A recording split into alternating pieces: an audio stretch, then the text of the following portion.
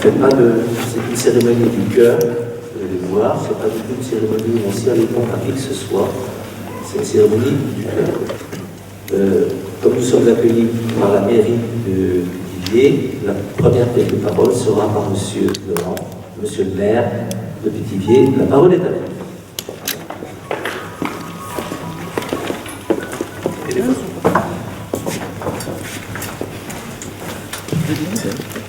Non, ça va un peu plus.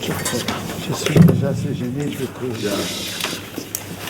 Mesdames et messieurs, bonjour, bonjour à tous.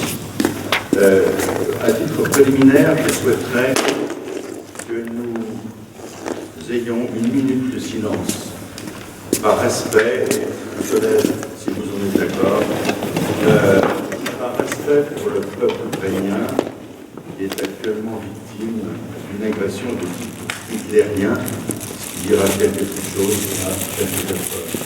Je le souhaite.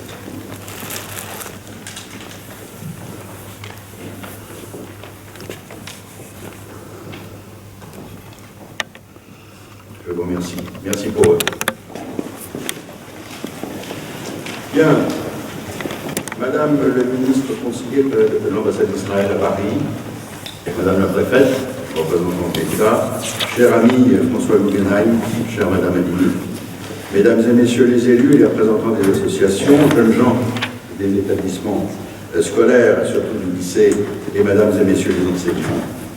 Chers amis, j'excuse l'absence de mon ami Marc Godet, président du conseil départemental, représenté par M. Grandpierre, qui est là, et qui est juste en face de moi, conseiller départemental. Alors, je vous dirai quelques mots de nature à la fois historique et aussi pour remettre en situation les événements qui se sont déroulés à une époque funeste pour la France et funeste pour un certain nombre de nos compatriotes. D'abord, la conception de l'étranger pour le français et l'étranger. Le rapport du français à l'étranger, à l'autre, a souvent été compliqué. Parfois, même souvent, ce rapport a été positif à tous les échelons de la société pour constituer ce que l'on peut appeler la mosaïque France, car la France est une mosaïque. Certains aujourd'hui ont néanmoins la vision d'une France qui n'a jamais existé. Du migrant nécessaire à l'étranger du roi, l'étagement des populations est un fait historique, national, et avéré. Au XIIe, XIIIe siècle, sans parler uniquement du service du prince, le brassage des populations est une réalité plus ou moins acceptée, mais réelle. Le Nord rencontre le Sud se tourne vers le Nord, où la seule internationale à ce moment-là est l'Église, mais aussi la communauté estudiantine qui voyage beaucoup. De Bologne, en Allemagne, en France, Montpellier notamment, la plus ancienne université, la plus ancienne, la faculté de médecine, Montpellier. Qu'en est-il des communautés juives à ce moment de l'histoire? Leurs situations sont très diverses. Expulsées de Provence au XVIe siècle, elles sont bien intégrées dans le sud-ouest et dans le sud, à Bordeaux, à Toulouse, à peu près tolérées dans le Comtat, terre étrangère, à condition de porter un chapeau jaune déjà. Et de ne pas pratiquer le culte publiquement, les Juifs se voient interdire l'accès à certaines provinces, comme le Dauphiné par exemple. En revanche, en Alsace ou dans l'évêché de Metz, ils sont sous la protection royale, ce qui n'exclut pas les persécutions de la part des populations de base, situation variée donc dans un royaume varié, qui n'a pas encore achevé son unité. À la veille de la Révolution, il y a environ 35 000 personnes en France, de confession juive, divisées en nombreuses communautés, qui parfois se combattent entre régions, sud-ouest, nord-est, Metz, Comtat-Venessin, Alsace, Paris. Alors, peut-on parler d'un statut pour les Juifs?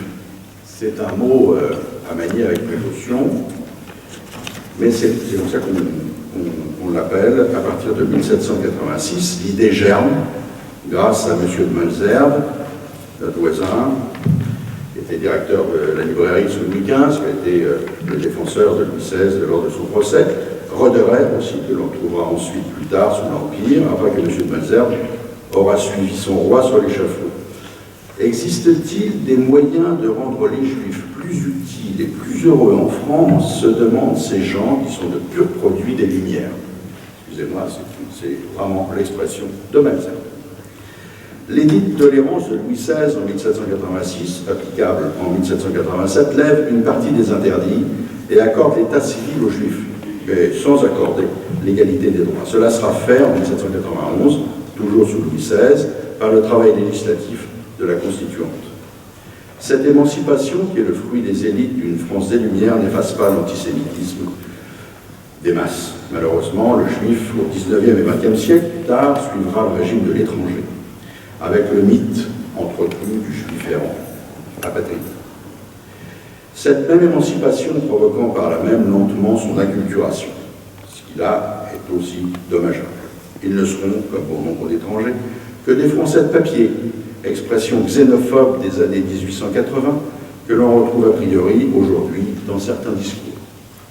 C'est ainsi que l'on arrive aux années 40, au régime de Vichy, résultant d'une longue période d'antisémitisme diffus dans la population, même si il serait injuste de généraliser, comme nous allons le voir. Tous les étrangers ne sont pas barbares, et tous nos compatriotes ne sont pas civilisés, nous dit déjà La Bruyère au XVIIe. La période difficile de la fin de la Troisième République et de son effondrement dans la défaite militaire va conduire les minorités, et tout particulièrement les Juifs, vers la précarité, la persécution de la part des tenants d'une politique de refus de la France dépotoir du monde, pour reprendre l'élégante expression du journal Gringoire, très populaire à l'époque en 1936. Comment voulez-vous la France abandonner quand tous les étrangers y veulent retourner? C'est du Ronsard, 16e siècle déjà. Clandestinité, 5e colonne, propagande démontée, exposition sur le juif et la France, idéologie racialiste, poids de l'occupant, condamnation à la déportation de 76 000 juifs étrangers et français, hommes, femmes et enfants. Honte à la France, Jacques Chirac l'a dit, de n'avoir pas su protéger ces étrangers, qui avaient trouvé refuge au pas de la République et de son drapeau, allemand, autrichien, hongrois, roumain. Juifs dénaturalisés, il y en aura plus de 6 000. Pas que des Français de papier, visés par le statut des Juifs du 3 octobre 1940, les excluant de la plupart des professions, administration, justice, presse. On ne sait qui du ridicule ou de l'odieux le dispute à l'autre. En effet, le régime de Vichy accorde à certains Juifs la qualité d'Arien d'honneur pour service rendu à la nation.